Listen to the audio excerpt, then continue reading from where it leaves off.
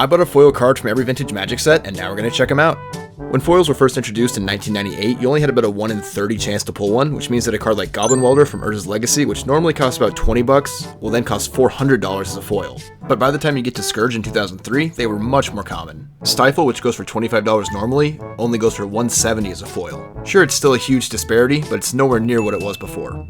Nonetheless, foils from this time are still generally super expensive. That's why I was surprised when last week I was looking up card prices for another video, and I had the realization that some of the bottom tier cards can go for crazy cheap, even at foil.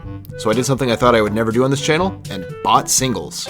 And while I was waiting for those to ship from eBay, I went to a couple of local card shops and found some pretty cheap foils as well. Which means we have a lot to run through. We have 24 different cards to look through, ranging from 8th edition all the way back to Urza's Legacy when the first foils came out. And for your viewing pleasure, I took all the hard sleeves off so the glare wouldn't be as bad. So let's run through these. Starting with 8th edition, we have Fugitive Wizard. 8th edition is technically not vintage, but I thought I'd count it just because why not. Next up, we have Corona's Zealot. I went for the ones that look cool. Generally, the white ones are going to look the best just because they reflect better. But, you know, personal preference. And now we're moving on to Legions. We have Starlight Invoker. And this one just looked great to me. Yeah. Smoke Spew Invoker, another one from Legions. This set was actually all just creatures. Kinda wish they'd do something like this again, but, you know, maybe next year. Alright, this should be our last one from Legions. I kinda went on a Legions spree. It was my Legions video when I thought about this, so.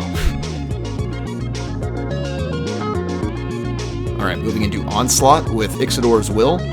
These are all just going to end up in a binder together, so I just went for some good-looking colors. Alright, now we're in Judgment. We have a couple of these cards, and this is Null Mage Advocate. The green does look pretty good on some cards. A lot it doesn't, but that one was pretty good. Now, red is kind of a tough one. It's hit or miss. This is Ember Shot. Not really as reflective, but still looks good. Alright, back to blue. Also a really good-looking one. Hydromorph Guardian, and this is from the Torment set. Back to a red one. Again, we're still in Torment here.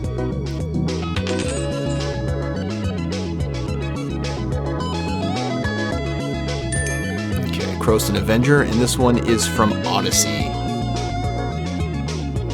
don't know. Foils were just so much better back then. Okay, back to a white one here, an Apocalypse. Great artwork. Great card. And cheap.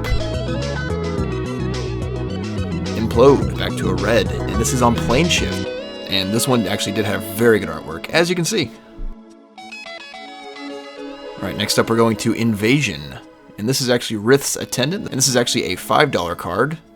And it's one that I picked up from a shop for $4.50. I guess it has some use, but it looks really good.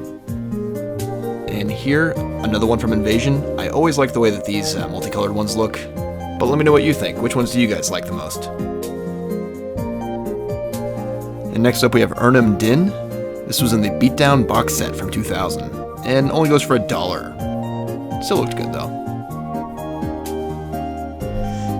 Alright, now we're moving on into Prophecy. This is Keldon Berserker, and the artwork is just actually good. So, there you go. Alright, next up is Agent of something I am not willing to pronounce. This is also from Prophecy. Looked good as well. Alright, moving on to Nemesis, and I believe we had a couple from Nemesis. This is Parallax Dementia. Pretty good card. I mean, these black ones look amazing too, so. Alright, Rejuvenation Chamber. This is an uncommon. This actually looks... This might be my favorite one. The way this reflects is just amazing.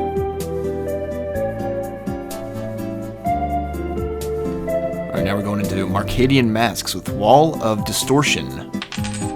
Another black one. Looks very good. Alright, staying in Marcadian Masques, we have Drake Hatchling. And this is one of my favorite looking ones. Just, you know, gotta get a dragon card in there.